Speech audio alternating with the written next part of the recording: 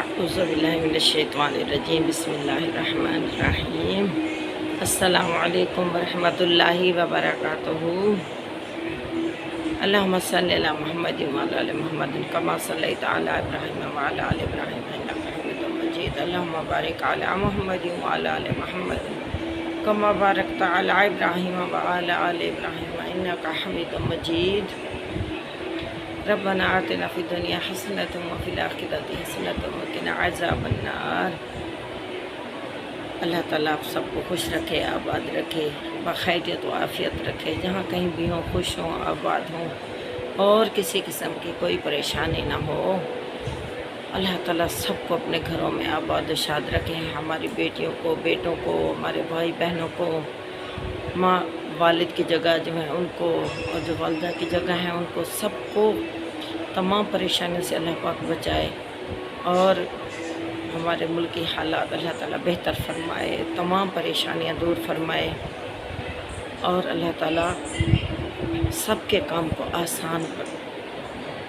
آسانیاں بنائے اور آسانیاں عطا فرمائے، جو مشکلات ہیں وہ حل ہو جائیں، اللہ تعالیٰ حق سچ کا فیصلہ فرما دے، جیسے سورۃ مائدہ میں، سورۃ بنی اسرائیل میں ہے کہ حق آیا اور باطل مٹ گیا، باطل تو مٹنے ہی والا تھا، اللہ تعالیٰ حق کا فیصلہ فرما دے۔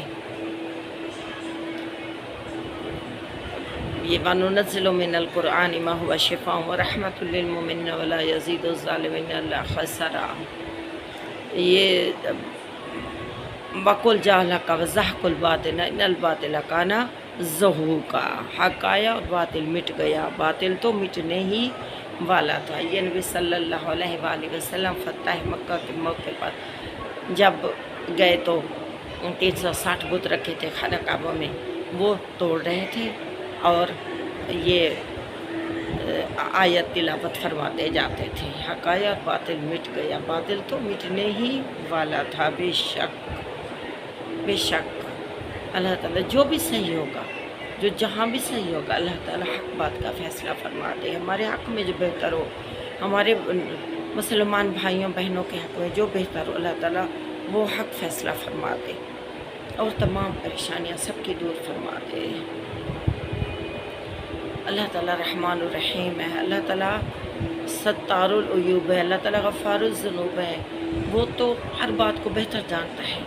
ابھی ہمارے بات منہ سے نکلتی نہیں کہ اللہ تعالیٰ کو پہلے خبر ہو جاتی ہے، اور 2 فرشتے ہمارے بیٹھے ہیں دائیں بائیں، اچھی خبریں لکھنے والا دائیں بیٹھا ہے اور غلط جو ہماری بات منہ سے نکلتی ہے تو وہ بائیں کاندھے پہ سوار بیٹھا ہے۔ تو جب ہم کوئی غلط عمل کر چکتے ہیں تو بائیں والا تب لکھتا ہے، ارادے سے بھی نہیں لکھتا، جب کر لیتے ہیں اور نیکی کا ارادہ بھی کرتے ہیں تو دائیں والا لکھنا شروع کر دیتا ہے۔ اللہ تعالیٰ نے تو اتنا آسانی ہمارے لیے رکھی ہے، اور نبی صلی اللہ علیہ وآلہ وسلم کی امت کے لیے اتنی آسانیاں فرمائی ہیں، اتنے درجات فرمائے ہیں کہ ایک قرآن پاک کے لفظ کو پڑھنے پر 10 نیکیاں۔ اللہ تعالیٰ تو بہانے ڈھونڈتا ہے بخشنے کے اپنے بندوں کو، اللہ تعالیٰ تو دیکھ رہا ہے کہ میرا بندہ کب میری طرف رجوع فرماتا ہے۔ جب ایک بندہ 80 سال کی عمر کو پہنچ جاتا ہے، اس کی بھویں بھی سفید ہو جاتی ہیں اور اس کی داڑھی بھی سفید ہو جاتی ہے، اور اسے خیال آتا ہے کہ اب میں مڑ جاؤں اپنے رب کی طرف، تو وہ جب لاٹھی ٹیکتا ہوا اللہ پاک فرماتا ہے میرے پاس آتا ہے اور توبہ کی نیت سے آتا ہے، اور اس کی کمر بھی جھک چکی ہوتی ہے اور فرماتا ہے یا اللہ میری توبہ، تو اللہ تعالیٰ فرماتا ہے کہ لبیک یا عبدی، کیا بندہ میں تو تیرے انتظار میں بیٹھا تھا کہ تو کب میرے پاس واپس آتا ہے، عبداللہ نہیں کرو، تو کب میرے پاس آتا ہے، کب واپس لوٹتا ہے، تو میں اپنے بندے کے انتظار میں بیٹھا ہوتا ہوں کہ میرا بندہ کب میرے پاس واپس آتا ہے۔ جب ہم 3 مرتبہ اللہ تعالیٰ کو پکارتے ہیں یا ارحم الراحمین یا ارحم الراحمین یا ارحم الراحمین، کوئی بھی مسئلہ ہو تو اللہ تعالیٰ فرماتا ہے لبیک یا عبدی، اے میرے بندے، میں بیٹھا ہوں، بتا کیا مانگتا ہے مجھ سے، کیا سوال ہے تیرا، کیا سوال ہے تیرا، تو مجھ سے سوال کر، میں تیری فریاد سنوں، میں تیرے کام کو پورا کروں۔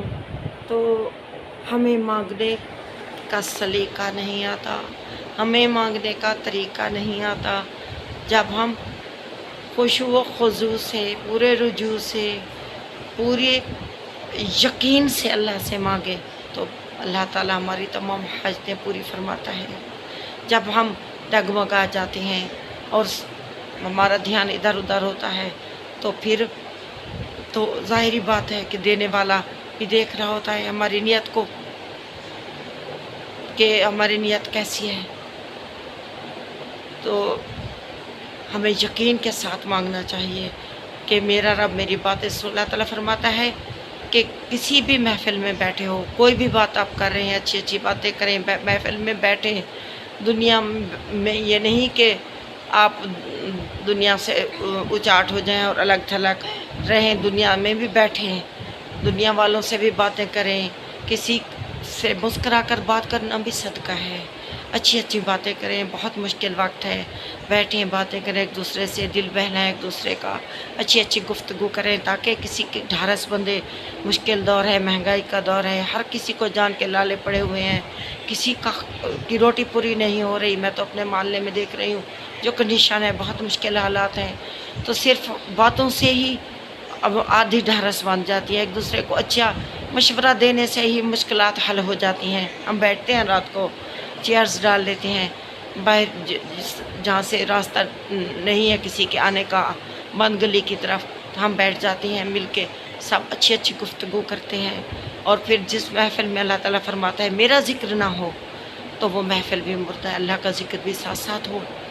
تو اللہ تعالیٰ فرماتا ہے کہ جس طرح تم اپنے چھوٹے بچے کا ذکر کرتے ہو، ہر محفل میں چاہتے ہو کہ میرا بچہ ایسے ایسے باتیں کرتا ہے، میرا بچہ اب ہنستا ہے، میرا بچہ بڑا ہو رہا ہے، میرا بچہ اب چلنے لگا ہے، اب بیٹھنے لگا ہے، کرالنگ کرنے لگا ہے، تو ایسے ایسے باتیں دل کرتا ہے کرو، ایک دوسرے کو بتائیں ہم اپنے بچے کی باتیں۔ تو میرا ذکر بھی اپنے چھوٹے بچے کی طرح کیا کرو۔ میں صدقے جاؤں اپنے پروردگار کے نام پہ جس نے ہمیں پیدا کیا۔ ہمارے سارے رشتے اس کے ساتھ ہیں، باقی رشتے جھوٹے، اس کا رشتہ سچا جو دلوں کی خبر رکھتا ہے، جو ہمیں بھوک میں کھانا کھلاتا ہے، جو ہمیں پیاس میں پانی پلاتا ہے، جب ہم بیمار ہوتے ہیں تو وہ ہمیں شفا عطا فرماتا ہے۔ وَإِذَا مَرِضْتُ فَهُوَ يَشْفِينِ، جب ہم بیمار ہوتے ہیں تو وہی ہمیں شفا دیتا ہے۔ سورۃ شورى میں ہے، موسیٰ علیہ السلام کی دعا ہے یہ حضرت ابراہیم علیہ السلام کی، بلکہ یہ حضرت ابراہیم علیہ السلام نے فرمایا تھا کہ جب میں بھوک مجھے لگتی ہے تو میرا رب مجھے کھانا کھلاتا ہے، جب مجھے پیاس لگتی ہے تو مجھے پانی پلاتا ہے، اور جب میں بیمار ہوتا ہوں تو وہی مجھے شفا دیتا ہے۔ تو ایسے خلیل نہیں بنایا تھا اپنا، قربانیاں دی، 30 قسم کے آزمائشیں پڑی تھیں ابراہیم علیہ السلام پر، اور ہر آزمائش پر وہ پورے اترے تھے۔ تو اس وجہ سے اللہ تعالیٰ نے انہیں اپنا خلیل بنایا تھا، انہیں چن لیا تھا، اپنا خلیل بنا لیا تھا، انہیں چن لیا تھا اللہ تعالیٰ نے۔ اب ابراہیم علیہ السلام جب پیدا ہوئے، ابھی چھوٹے سے تھے، تو اپنی والدہ سے پوچھا کہ رب تب کہتے تھے، پیدا کرنے والے کو رب کہتے تھے، مربی، پرورش کرنے والا، تو اس ٹائم اسے کہتے تھے۔ تو چھوٹے سے تھے ابھی، تو اپنی والدہ سے پوچھا کہ میرا رب کون ہے؟ تو ان کی والدہ نے کہا میں دودھ مطلب پلاتی ہوں، پرورش کرتی ہوں، تو میں تو ہوں۔ کہا تیرا رب کون ہے؟ اس نے کہا تیرا باپ۔ کہا میرے باپ کا رب کون ہے؟ تو انہوں نے کہا کہ نمرود بادشاہ۔ کہا نمرود بادشاہ کا رب کون ہے؟ تو وہ لاجواب ہو گئی۔ اس نے کہا کہ یہ تو بچہ کوئی ایسے سوالات کرتا ہے جن کی ہمیں سمجھ نہیں آتی۔ تو جب ان کے والد گھر آئے، کہیں جگہ پہ آتا ہے کہ آزر تھے ان کے والد، تو کہیں آتا ہے کہ چچا تھے، واللہ عالم۔ تو جب والد گھر آئے تو ان کی والدہ نے ذکر کیا کہ یہ بچہ عجیب و غریب سوالات کرتا ہے مجھ سے، مجھے سمجھ نہیں آتی کہ میں کیا جواب دوں۔ آج اس نے ایسے ذکر کیا ہے کہ نمرود بادشاہ کا رب کون ہے۔ تھوڑے بڑے ہوئے تو دیکھتے تھے کہ لوگ پوجا کرنے بتوں کی جاتے ہیں، تو ان کے دل میں خیال آیا کہ یہ بے جان ہے، نہ کسی کی بات سنتے ہیں، نہ نفع دے سکتے ہیں، نہ نقصان دے سکتے ہیں، تو انہیں پوجتے ہیں۔ تو یہ وہم اٹھے ان کے دل میں۔ تو پھر ایسے انہوں نے دیکھا کہ چاند نکلا ہے، تو انہوں نے کہا یہ رب ہوگا۔ تو اس سے بلکہ چاند کو دیکھا تو کہا یہ رب ہوگا۔ جب وہ ڈوب گیا تو کہا نہیں، میرا رب ڈوبنے والا نہیں ہے، وہ ہمیشہ رہنے والا ہے، یہ تو ڈوب گیا۔ پھر دیکھا سورج بہت بڑا تھا تو کہا یہ ہوگا۔ جب وہ شام کو وہ بھی ڈوب گیا تو کہا نہیں، میرا رب نہیں ہے۔ پھر ستاروں کو دیکھا، کہا یہ بہت زیادہ تعداد میں ہے تو چمک رہے ہیں۔ جب صبح ہوئی تو وہ ختم ہو گئے، کہا نہیں یہ بھی نہیں ہو سکتے۔ تو ایسے ایک دن ان کے جو تھے قوم والے چڑھاوے چڑھاتے تھے بتوں کے، اور وہ گنگا میں نہاتے تھے، پھر وہ رکھ کے چلے جاتے تھے بتوں کے آگے اور جاتے تھے، پہلے گنگا میں نہا آتے تھے، پھر وہ چڑھاوے چڑھا کے گھر آ جاتے تھے۔ انہیں بھی ساتھ لے گئے ان کے گھر والے۔ یہ ایسے پہلے تو ایک دو مرتبہ نہیں گئے، اس دن گئے تو ایسے لاغر سے بن کے جا رہے تھے، اور راستے میں آہستہ آہستہ کہتے بھی گئے کہ یہ جائیں نہانے تو آج ان سے میں پوچھوں گا، ان کے بتوں سے میں آج پوچھوں گا۔ تو وہ سن رہے تھے تو آہستہ آہستہ چلتے گئے۔ جب وہ نہانے کے لیے گئے تو انہیں کہا کہ چلو ہمارے ساتھ۔ تو انہوں نے کہا نہیں، میری طبیعت خراب ہے تو میں نہیں جا سکتا، بیٹھ گئے وہیں۔ وہ چلے گئے۔ جب وہ چلے گئے تو انہوں نے جو تھے وہ کھانے اٹھائے، اور جو ان کا بڑا بت تھا ان کو بھی، چھوٹے تھے سب کے منہ میں ٹھوسنے لگے کہ کھاؤ اب، اگر تم زندہ ہو، باتیں کرتے ہو، فریاد سنتے ہو، داد رسی کرتے ہو، تو کھاؤ اب یہ کھانے۔ تو ٹھوسنے لگے۔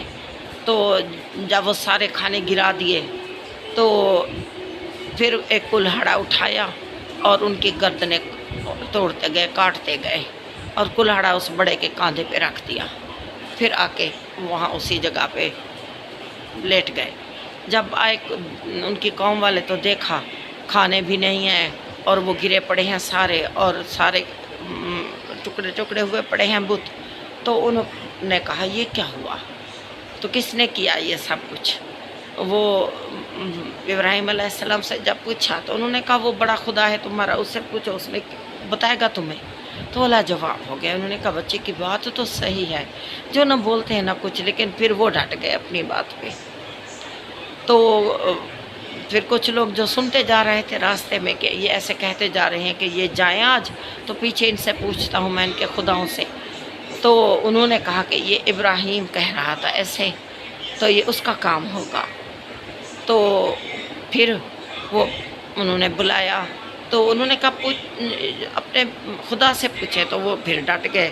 پھر انہوں نے نمرود بادشاہ کو خبر دی، تو اس نے پھر وہ بڑی آگ جلوائی جو میلوں دور تک اس کی تپش جاتی تھی۔ جلوائی کئی دن وہ جلتی رہی۔ پھر ایک جو تھا انہوں نے باندھا ایسے پنگھوڑے کی طرح، اور اس میں ڈالا اس کو ابراہیم علیہ السلام کو، اور آگ کی طرف جھونک دیا۔ جب جھونک رہے تھے آگ کی طرف تو سارے فرشتوں کی چیخیں تھیں۔ جبرائیل علیہ السلام نے فرمایا کہ تم کہو تو میں اپنے پر بچھا دوں۔ ابراہیم علیہ السلام نے کہا نہیں، میرے لیے میرا رب کافی ہے۔ حسبنا اللہ و نعم الوکیل، حسبی اللہ و نعم الوکیل، حسبنا اللہ و نعم الوکیل۔ میرے لیے میرا اللہ کافی ہے، کسی اور سے مدد طلب نہیں کروں گا۔ اور فرشتوں کی چیخیں تھیں کہ یا اللہ، تیرا نام لینے والا یہ ایک ہے، تیری رب ماننے والا صرف یہ ایک ہے۔ اگر یہ ختم ہو گیا آج تو تیرا نام لینے والے کوئی نہیں ہوگا۔ تو جب ڈالا گیا تو اللہ تعالیٰ نے خود आग को फरमाया या नारु कूनी बर्दन व सलामुन अला इब्राहीम, ऐ आग सर्द हो जाओ, इब्राहीम पर सलामती बन जा। अल्लाह ताला अपने बंदों की ऐसे मदद फरमाता है, जो उसके खालिस बंदे होते हैं उन पर आजमाइशें भी आती हैं, होते भी अकेले हैं, और अल्लाह ताला उनकी मदद भी ऐसे फरमाता है, अपने फरिश्तों को भी मदद करने की इजाज़त नहीं देता, खुद ही मुआमिन और मददगार बन जाता है। और आग सर्द हो गई, 3 दिन तक कोई चरिंद परिंद भी साथ नहीं जा सके। हुदहुद जो था वो चोंच में पानी भर भर कर डालता था आग पे, और गिरगिट जो था ये फूंके मारता था, इसे इसलिए मनहूस करार दिया है। फिर 3 दिन के बाद जब आज़र गया कि देख तो हूँ जल के खाक हो गया होगा, निशान भी नहीं मिलेगा, जब देखा तो वो बैठे हैं, नीचे फूल हैं अंगारे, वो हैरान हो गया। फिर जब बाहर लाए गए तो उस वक्त सलाम कहा, अब्बा जान आपको और मुझे सलाम हो, मैं जा रहा हूँ, मैं आपके लिए मग़फ़िरत की दुआ करता रहूँगा, आपका और मेरा रास्ता अलग है। आज का विलाग घर तक है। अल्लाह ताला आपको खुश रखे, आबाद रखे। हमें अपने रब से तवक्कुल रखनी चाहिए, अपने रब से मांगना चाहिए, जो देते थकता नहीं है, जो मदद करने के लिए काफ़ी है। हस्बुनल्लाह व निअमल वकील, नेमल मौला व नेमन नसीर। अस्सलामु अलैकुम व रहमतुल्लाहि व बरकातुहू। आमीन या रब्बल आलमीन, इलाही आमीन।